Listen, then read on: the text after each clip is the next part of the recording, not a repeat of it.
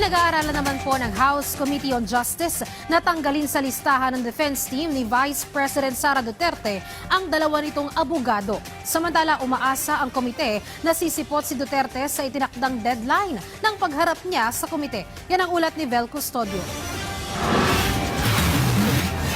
Ilang araw bago ang deadline ng 10 araw na ibinigay kay Vice President Sara Duterte para sagutin ang notice ng House Committee on Justice kaugnay ng impeachment complaint laban dito, pero wala pa ring sagot ang kampo ng bise. Mag-aantay po ang komite hanggang Lunes para po maisumiti po niya ang kanya pong sagot. So after which, I think kailangan po magdesisyon ng komite kung ano yung next steps. Pagka po walang sagot by Monday ang ating pong Vice President. Kung sasagot naman ang kampo ni VP Sara, kakailanganing magsumite ng reply ang complainant sa loob ng 3 araw. Magpa-file ng rejoinder o sagot ang kampo ni VP Sara sa loob ng 3 araw at saka dedesisyonan ng komite kung may sufficiency in grounds ang impeachment complaints. Pero kung walang sagot ang kampo ng bise sa pleadings, posible nang dumirekta ang proseso sa determinasyon ng sufficiency in grounds at pagdinig. Kaugnay nito, pinag-aaralan na rin ng Justice Committee na tanggalin sa listahan ng defense team ni VP Sara sina Attorney Michael Powa at Attorney Reynold Bunsayak.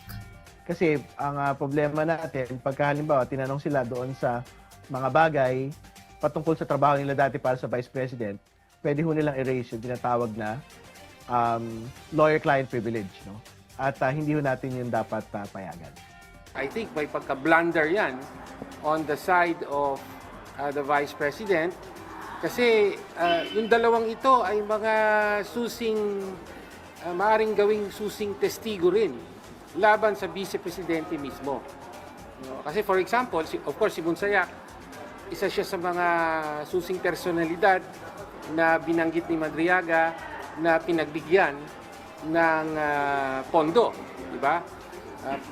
Ito namang si dating Yusek Powa ng DepEd ay kasama yan sa mga ginisa dito sa Kongreso noon at napaamin siya na walang kinalaman yung sinubmit nila ng DepEd na accomplishment reports dun sa aktual na paggamit ng confidential funds ng Department of Education.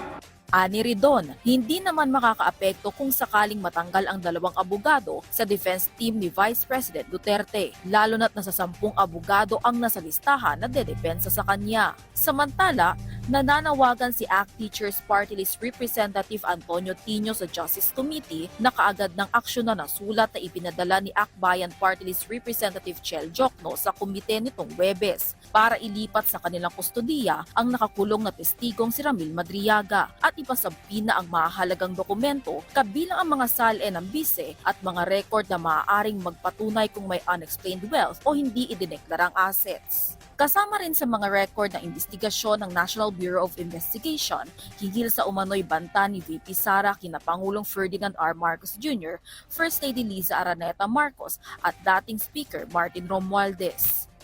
Panawagan natin, hopefully, that the Committee on Justice will act soon to secure Madriaga at yung iba pang mga ebidensya na pwede nang magamit in the impeachment trial.